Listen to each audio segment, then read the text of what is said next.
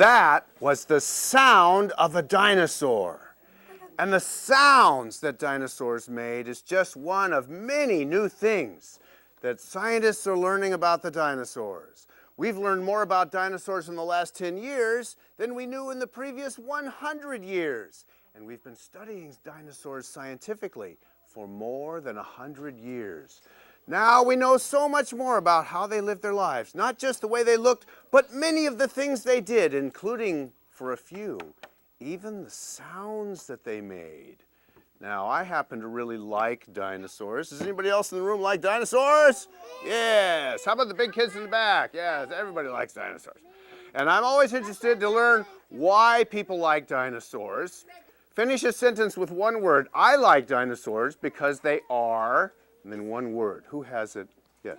I like them because they are extinct. Yes. I like them because they are. They have sharp teeth. Some do, yes. Anybody like them because they're big? Yes. Anybody like them because they're scary? No. Yes. No. Anybody like them because they're beautiful? Yes. There's so many reasons why people like dinosaurs. You really can't run out of reasons. And there's one more reason why I like dinosaurs. Someone even mentioned it here. There's one more reason amongst all those others. I also like dinosaurs because they're dead. Yes, because if they were still alive, even though we like them for all those other reasons, we wouldn't like them because they would like us for lunch. We would be their favorite afternoon snack. In fact, life wouldn't be possible for people and dinosaurs on the same planet. One of us would have to go, and my money would be on the dinosaurs. Now, there's a word I'm going to use that you've all heard. It's a word that you always hear when you hear somebody talk about dinosaurs, but it's a word that very few people really understand, and that is the word million. And so to help you see how big the number million is, I brought a million things for you to see all at once, so you could actually see the number million.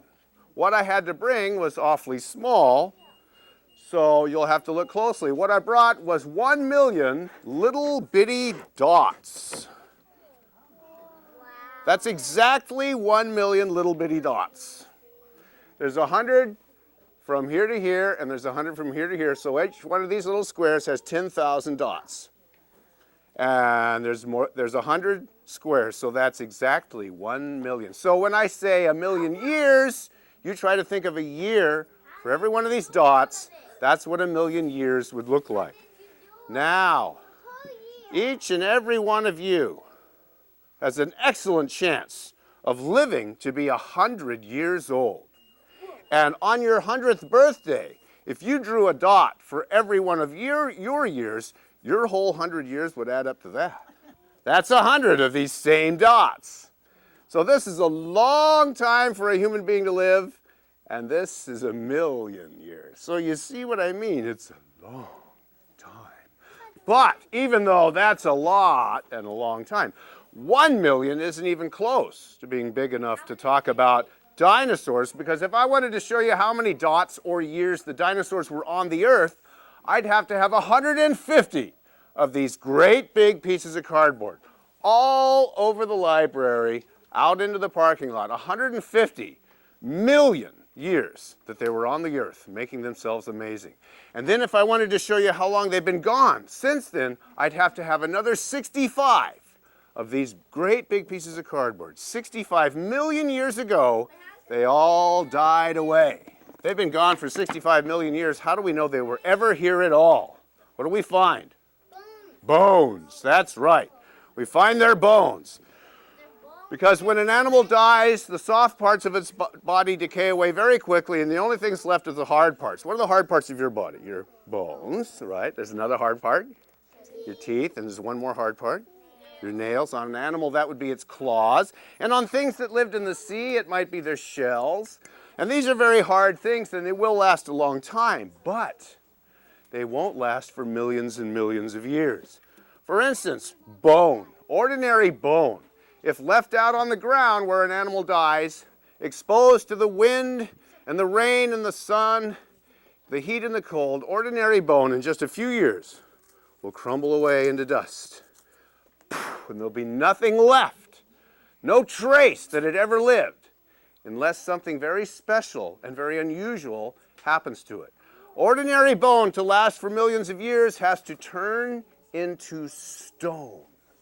Stone is what lasts for millions of years. And how can that happen? Well, I'm going to show you how. How bone can turn to stone. Well, and it can't just be any kind of a stone. It has to be a stone that starts out soft so that the bone can get inside. Like sand is soft. And out in a desert, sand will be blown by the wind and it'll pile up in hills called sand dunes. And those sand dunes can be hundreds of feet high. And sand is very heavy, so sand dunes will have millions of tons of sand squeezing the sand at the bottom. And after a long time, it'll become sandstone. Sandstone is where we find the fossil bones of animals that lived in dry places. Mud is soft, and mud at the bottom of a lake or river will pile up hundreds of feet deep. So millions of tons of mud will squeeze the mud at the bottom until it becomes stone called shale. Shale is where we find the fossil bones of animals that lived in wet places, like swamps and jungles. And finally, the third kind of stone. There's really only three kinds. At the bottom of the ocean, there's a stuff called ooze. And that is the correct scientific term. Ooze is not a slang term. Ooze is just what you might think it's made out of. It's made out of mud and sand and fish poop and the dead bodies of zillions and zillions of things that lived in the sea, and it all settles down on the quiet ocean floor, and it will pile up thousands of feet thick. So millions of tons of ooze will squeeze the ooze at the bottom until it becomes limestone. Limestone is where we find the fossil bones of animals that lived in the sea. There's lots and lots and lots of limestone all around Southern California. All this area used to be under the ocean at the time of the dinosaurs, which is why we don't find dinosaur bones around here. We only find fish fossils and shellfish fossils, things like that. Now, I'm going to make a fossil right before your very eyes to make sure you understand how fossils are made, because these are the only way we know about the dinosaurs. And one of the things I brought was some sand. Good old desert sand. And of course, the other thing I need to make a fossil is a dead animal. Yes, well, after all, fossils are the remains of dead animals. So does anybody have a dead animal with them that they could donate and I can turn it into a fossil? You do? Oh, I can't use your little brother. I'm sorry. No, no, it's not a real dead animal. We don't. No, you're volunteering yourself. No, okay. Check your pockets. I was always bringing stuff home to show my mom, you know, and I was a little scientist. You know. Look, Mom, look at No, nobody has. Okay, well, I always bring something just in the case that nobody has something to donate. So instead of having this for dinner, I'll use this. That's a rubber chicken. Yes, it's a rubber chicken. I used to use real chickens, but the health department got on my case, so I have to use rubber chickens. So we'll do some pretending. Let's pretend that this rubber chicken is an animal, and it's lived out its life, and it dies of old age, so we're not going to be sad about it. But it does what all animals do when it dies. It falls down on the ground. Okay? Now, if it just lies there, some coyote or dog or cat or something's going to come along and eat it and scatter it all over the place, and it will not become a fossil. Something unusual and rare has to happen to an animal if it's going to become a fossil. It has to get buried quickly. Out in a desert, what do you think might bury this quickly? Wind, that's right. Now, I've been out in the desert many, many times looking for fossils. And we only go out to the desert because that's where we can see the rocks easily. But out in the desert, when the wind blows and the sand gets picked up by the wind, it's called a sandstorm. And I hate sandstorms. You can't see anything, it smells like dirt, it gets in your ear, it gets in your camera, it takes the paint off your car, it's awful, and it's really, really noisy. It makes this sound. Because there's tons and tons of sand in the air. So while I'm burying this thing, let's have everybody in the audience, and I need everybody's help, to as loud as you can, make that sound. Ready? Go. More, come on. This is a wimpy sandstorm. Come on. That's better. More. Oh, mother of all sandstorms. Okay. Okay, sandstorm's over. Okay, now it's buried, so it won't get scattered around by some other animal. So it has a chance of becoming a fossil. Now all we really need to do is wait. Let's wait at least 10,000 years. No, we're gonna be dead at that time. Yay! Yeah. We're gonna be dead. Where are we gonna be grown after that? Hey, don't worry, it's been 8 seconds.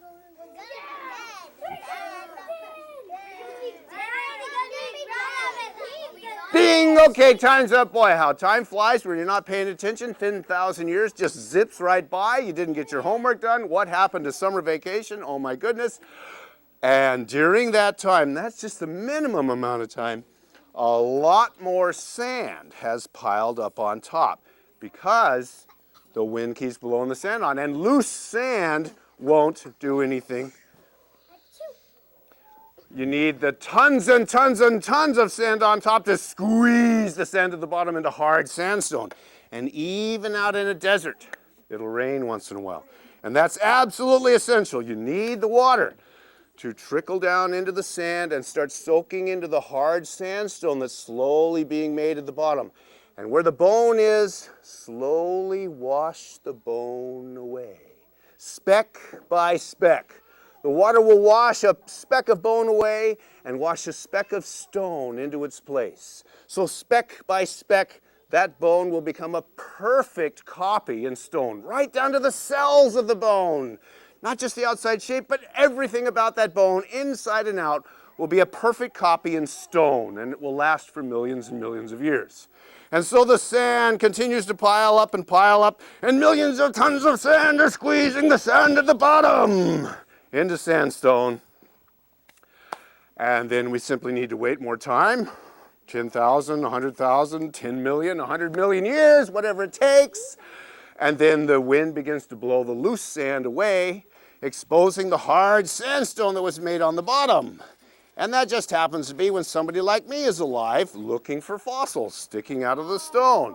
And so I come walking along and, oh, look at this, a beautiful, perfect specimen of Dinosaurs Colonel Sanders, the Jurassic chicken. We turned it into a fossil. That's very silly, isn't it? But you will remember how fossils are made.